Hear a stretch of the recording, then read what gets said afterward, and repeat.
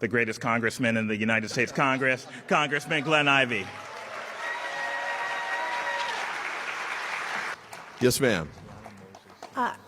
Congressman Ivey, thank you very much for hosting this town hall. My name is Barbara, and I am a resident of Prince George's County, one of your constituents. You just teed up my question perfectly, because as a communications professional, I understand that you need to have a good message, you need to be prepared for the next election, but this continuing resolution is coming up in September. And the budget for the 2026 year will begin in October. So what I'm asking of you now, don't talk to me about the courts, don't talk to me about the next election. Talk to me about how you are working with your Democratic colleagues, with our regional colleagues in the Congress and in the Senate to oppose and make it difficult between now and September to do the kinds of things that we're all complaining about. I love to talk bad about Donald Trump and Chuck Schumer with my friends. I came here to understand what my congressman is specifically doing. Okay.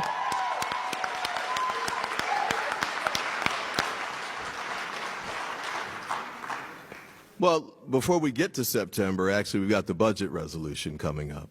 And the budget resolution, as I mentioned, was the Medicaid vote. So, and I know you don't want to talk about 2026, but the only way we can win that vote is if we've got Republicans who are paying attention to 2026. And the only way they will pay attention to 2026 is if we create a situation where they think it could help them lose if they vote for it. So, for example, in my view, one of the things Democrats should do is have an alternative tax bill, because the budget resolution is really about Trump doing the $4 trillion tax cut, right? And the $4 trillion, as you know, most of that's going to go to Elon and his buddies. We've got to make sure we explain to regular folks in red districts, blue districts apparently too, where, you know, some of these senators came from, so they understand that that's where that money's going to go. But the Democrats have a different approach. We're going to make sure that if they're going to be tax cuts, it's going to go to regular people. And to the extent there are cuts that go to businesses, it's not going to be Exxon and the offshore guys. It'll be small businesses in our neighborhoods that hire people locally. And I think that makes sense because it's really better for regular folks. To the extent we had trouble and we lost in 2024, in part, it was because we lost a lot of working class voters, mostly white voters, especially white males. But we started losing young black males and young Latino males, too. Many of them voted for Trump in numbers we've never seen before. Now, it may be that that's just they like Trump and there aren't going to be coattails for other elections.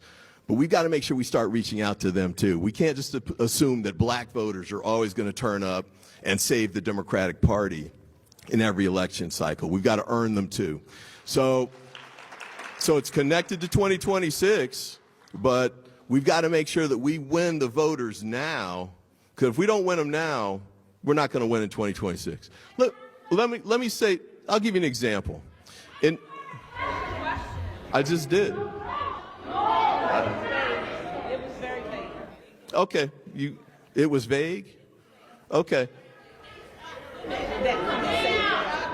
It's always black women. Yes. That come and say, you said black people. It's black women. Black women are the backbone of the Democratic Party. No question about it. Black women are the backbone of the Democratic Party. Not just nationally, but especially in Prince George's County. There are protests on Capitol Hill almost every day. Yes. And across the country, from Annapolis to Anchorage, there are protests. And they're not organized. There's no leader for this. Thousands of people show up because they read something online, someplace like Reddit. Right. And there's nobody leading us. Who, sir, can lead the resistance?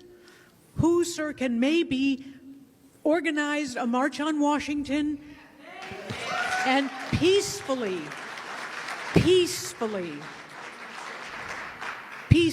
sir, absolutely, demand that democracy be restored? Absolutely. I think that's right. I don't know that it's a single individual, but I do think as a collective group we can do that. I'll give you, for example, Black Lives Matter. I guess somebody could name the single individual who led the BLM protests. but I can't, because it was an organic movement of a lot of people who came together and said, you know what? This murder of George Floyd, that can't stand. We're going to get out and protest about that. And so we had that happen at that instance too, and we've had it previously as well. So there's not a Martin Luther King out there waiting to step in. But you know what? I don't know that we need one.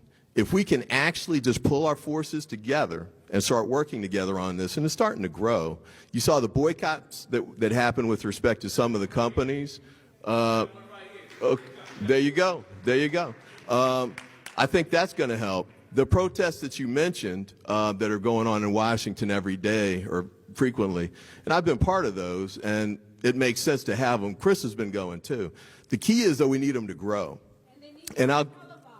Well, televised is great, but the more people you have out there, the more likely it is they'll get televised. So remember, let me finish the answer. So remember when Trump first got elected, we had an automatic protest of, I forget how many women came. And it was like 100,000 plus, who came to Washington, D.C.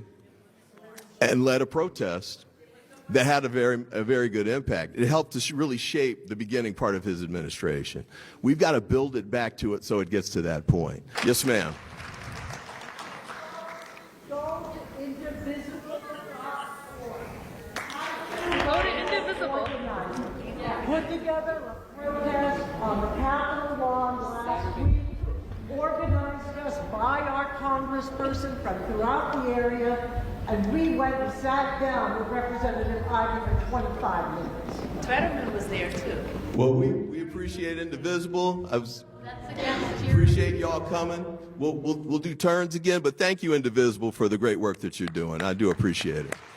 Absolutely do. Yeah. I've sent you several messages. I've sent you, I've sent Angela Alsobrooke, I've sent Senator Van Hollen. You may know me from the person that sent you the message, hey, put me in on one of those cabinet meetings. I've actually sent messages through to my family and friends, letting them know to send all of you letters, letting you know that we want to be in on the cabinet meetings like Elon Musk, because he's a regular person. He's in there. He just got money. So with that being said, I'm trying to get in on the cabinet meeting too, because I'm the one that has the biggest problem. It ain't him. So with that being said, I invite you onto my show. I invite you, I invite Miss Brave Boy, I invite everybody onto my show, because you didn't know Joe Rogan, that's sad, but we're going to talk about that later.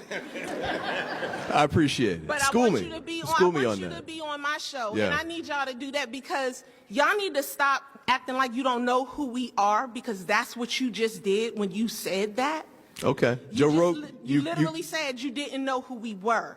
And because you don't know who we are, that's a problem. And the we is who? Huh? Who is the we that you mean that I don't know? Us. Everybody who's sitting here right now. I know these people.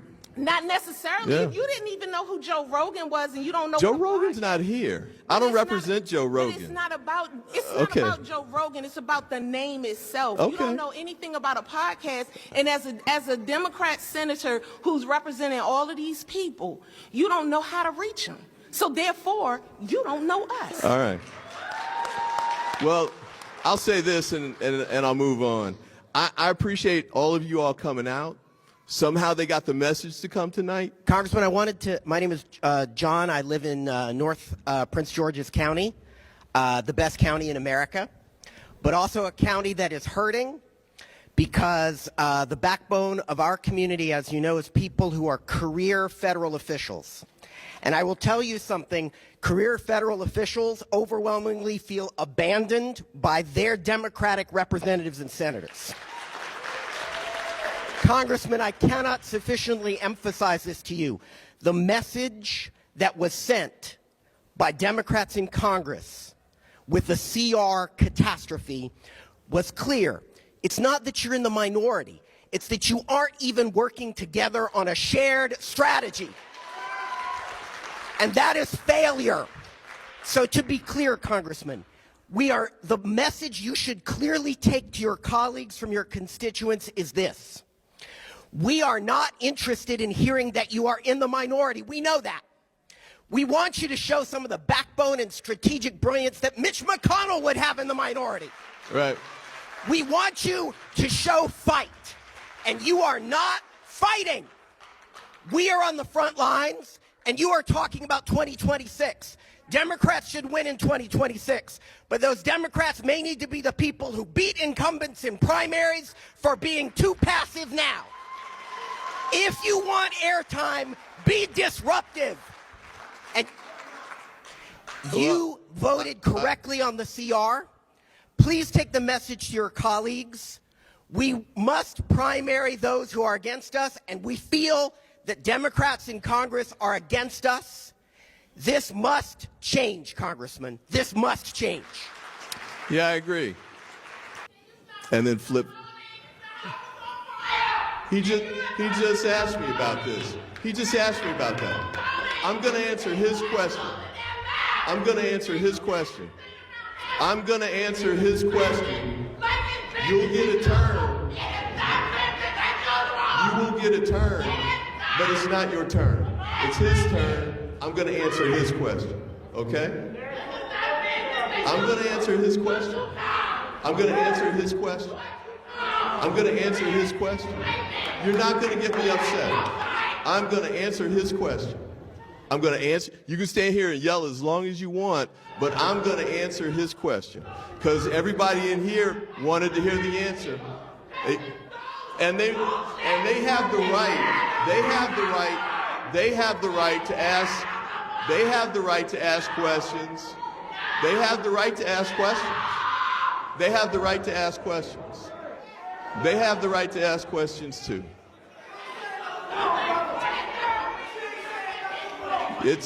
You got to wait your turn. You got to wait your turn. That's not going to work.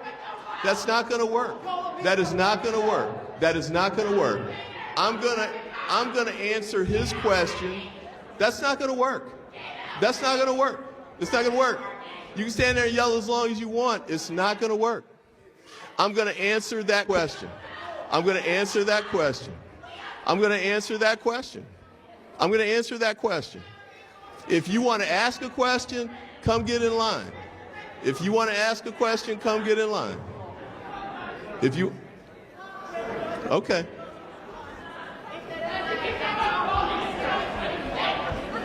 I'm going to answer his question. You're not going to stop us from having this meeting. The first bill I worked on, hold up. Everyone wants money out of politics. If you ran on that, you would win. You would win. Campaign finance reform. Publicly funded. I hate to answer because he interrupted you, but I mean, the bottom line though is independent expenditures are not going away anytime soon. Congressman, I think you are polite, you are knowledgeable, you are well-spoken, you are everything we need in a congressperson in ordinary times, and we need something for non-ordinary times.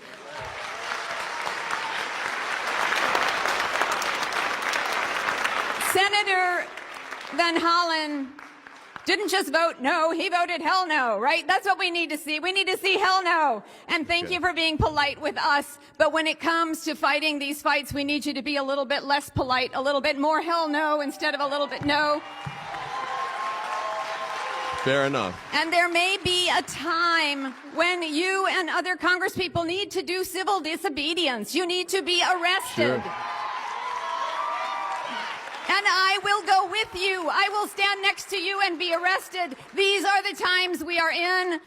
I have called your office from October 8, 2023 till February 2024, almost every single day for you to advocate for a ceasefire, a permanent ceasefire, and an arms embargo in Gaza.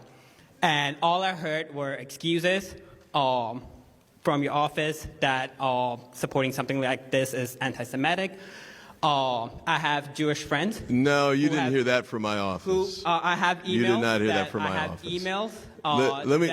Let me tell you what you heard from my office. Yeah. I support a bilateral ceasefire. At the beginning, when I was saying that was unpopular, but I still feel that way. And I think it's clear at this point that the only way to actually reach a ceasefire is if Israel and Hamas both agree to it. So That's been my position for the whole 16 months, and it hasn't changed now. But America always has an upper hand in initiating those conversations. Our taxpayer dollars are funding the Israeli war machine every single day. My city of College Park sends $2 million every single year to Israel. We have the upper hand. We can stop. We can have an arms embargo and let Israel know that come to the peace table, have those discussions, negotiate. We can pressure the Israeli government. Why can't we do that?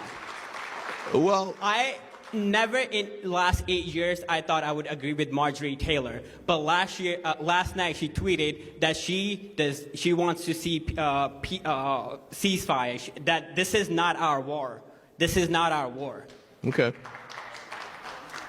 I mean, I support a ceasefire as long as it's a bilateral agreement.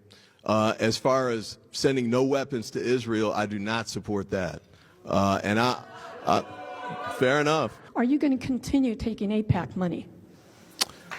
Yes. Yeah. Yeah. Now, just to be clear, just to be clear, the $3 million you're talking about. Remember, I did the independent expenditures conversation. That's where that money went. But I'm not turning money away from AIPAC. Generally speaking, I agree with their positions. I do still favor a two-state solution. I don't know if they still do or not, but I still favor a two-state solution. Protesting is great, and I've done that since the 60s, and I continue to do that today. But what we need, people, we need a movement. We need a movement now. So, Congressman, thank you so much for holding this. I really got upset long time ago, but by the time I got over here, I cooled off. The lady that was irate, that sister is scared. She's afraid. The lady that's looking for a leader, she's humbling from her heart. Can somebody just help me and let me follow you? Yes, ma'am. So when you speak so calmly and we are so afraid and we are also angry, it creates that feeling in us that, oh, this is just the same old thing. And I personally don't think we're going to get to 2026. So I think what we need, and I'll protest with all of you, Indivisible and everybody else, but people, we need a movement. A movement. I agree. When we say that we are scared of surviving until 2026, that's what we mean. We don't have the salary to save and make it that far. My pension doesn't get me that far. When I lose my health care, I will be blind by 2026. Right. And you will want me to show up and get arrested and be blind. And I will do that. But I want you to be there with me with your $174,000 to say, I was there every step of the way for 700 days for each and every one of my constituents to put every dollar that I could into education, back into the VA, back into retirement and Social Security. When we say that we're scared, it's because we make less than a quarter of what you do per capita. We can't make it to 2026 based on those numbers alone, and we need you to focus on March. We need you to focus on April. You know, I appreciate that, but I mean, that's why I got in politics. I mean, you know, the reason we're pushing, for example, to protect Medicaid is not because I need it. It's because there are poor people, and I gave you the numbers at the beginning of the night, here in Prince George's County who need it. That's why I'm doing it. That's why I'm fighting that fight. And so, you know, I make $174,000. It's less than I made when I was in private practice, but I want to be, it's my turn. I wanted to be a public servant. And so that's why I'm doing the work. That's why I'm working hard to try and make a difference in the community. Now, the amount of money I'm getting, you know, is... I've been involved in public service since 1987, you know? So I appreciate your concerns, but I'm not fighting against that. I'm fighting for it. I really am. I am a Muslim, And for the first time in my life, I'm standing here in fear. Because I don't think my First Amendment right is protected. Okay? Are you going to protect me? Are you going to protect all those? It's not just about me. Maybe some of us are indispensable, like it seems. Like it seems like genocide is okay for whatever reasons. At least think about others, because they will come for us. We are dispensable. We don't matter. Those people don't matter. There are so many human rights abuses. They don't matter. Life is going on. But at least smell the coffee. Do you think 2026 is coming? Do you think they are not going to rig elections? You think you can stop that? You think courts can stop that? Who is going to implement their verdicts? Where is the force? Who is going to do that? Can't you see it? And sorry to say, Democratic Party sounds like Chamberlain in World War II, okay? We are there. If you can't see it, I can see it. I am just a regular, normal citizen. You have been telling me what you have done in your life. Haven't you read the history? Can't you see it? Tell me, what should I feel? What should I do? I don't know. Somebody will take a video or not. I don't know if somebody comes and pull up my car and asks me, where are your papers? Just because of the color of my skin, just because of my religion. Are you going to protect me, or are you going to have another town hall meeting and say that, oh, APAC money, I will take it. It's okay for them to kill so many people, and if I talk about it, I can be arrested. And I don't know if my citizenship matters anymore. What are you going to do about it? I'm your constituent. I voted for you. And do you know why you guys lost the election? Do you even know that? Have you guys done anything about it? Do you even know why Kamala Harris lost? Why there were not people out voting? Because you guys didn't even listen to them. You avoided certain concerns. And that fascist, he went to them. You guys didn't even did that. So you think that we should listen to you anymore? I'm so disappointed. I came with so much hope. I've been waiting here. And I don't know what will happen to me. Thank you. And then we even veto the Okay. I'm not sure I got all of the question there, but I asked you, do you know why Democratic Party lost their election? Do you know that? the presidential election? Presidential election Yeah, in Michigan. in Michigan and other states. Okay. Well, let's take Michigan real quick. Alyssa Slotkin won in Michigan. And I know Harris lost in Michigan because she lost all of the battleground states. But, you know, I think it was a difference in the two campaigns, in part because she was better known in Michigan and I think did an outstanding job with the race. So I think what we're going to have to do is to close off. I can talk to people, but I guess we have to get outside to do it so they can start cleaning up. But look, I appreciate everybody coming out tonight. I know we lost most of our crowd over time, but, you know, I appreciate the energy and the focus and the passion. And I also appreciate the fact that many of you want to keep working together on these kinds of issues to see if we can find a way, because we've got to win in 2026. And I know everybody's angry right now. I've got two of my kids that are they're getting laid off too right now, so I get it. But the only way we can fix that is to take the House back and hope that the courts keep doing the right thing on that front. So thanks everybody for coming out. Have a good evening. I'll stick around afterwards. Thanks again.